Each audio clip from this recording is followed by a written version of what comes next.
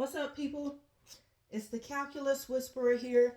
We are going to talk about how to evaluate limits algebraically by factoring today. So, first of all, you might be asking, well, what is a limit? In the most simplest terms I can give you, a limit is the y value that a function is approaching as your x gets closer and closer and closer to a specific value. So, for example, for this one, we want to know what y value am I approaching as my x value gets closer and closer and closer to 5. All right, so first off, anytime you are trying to evaluate a limit algebraically, you want to try direct substitution because it may be where you can just plug in the 5, I get an answer, a y value, and I'm done. So let's check it. We're going to plug in 5 to all of these x values.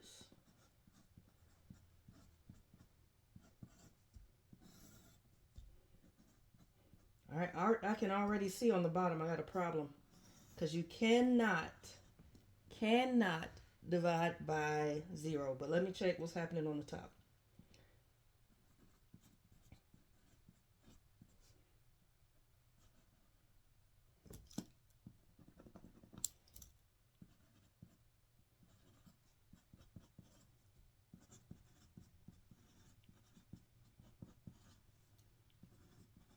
Uh-oh.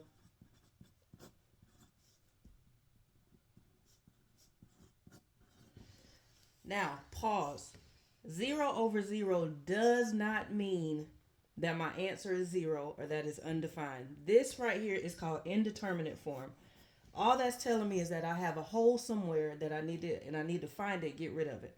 This does not mean my answer is 0, and it does not mean the limit does not exist. All right, so what we're going to do, we're going to come over here and try to factor this thing to figure out where is the hole. So I like to do what's called the slip and slide method. I'm going to take the top, multiply that first number and the last number together. So it becomes x squared minus 17x plus 30. Factor that. Factors of 30 that add up to negative 17 would be x minus 15, x minus 2. So now, because I put that 3 in there to begin with, I need to take it out at the end. If they divide perfectly, you're good. If they don't, you need to slide that bottom factor, the denominator, to the front. So this becomes 3x minus 2. All right, so let me rewrite my limit real quick.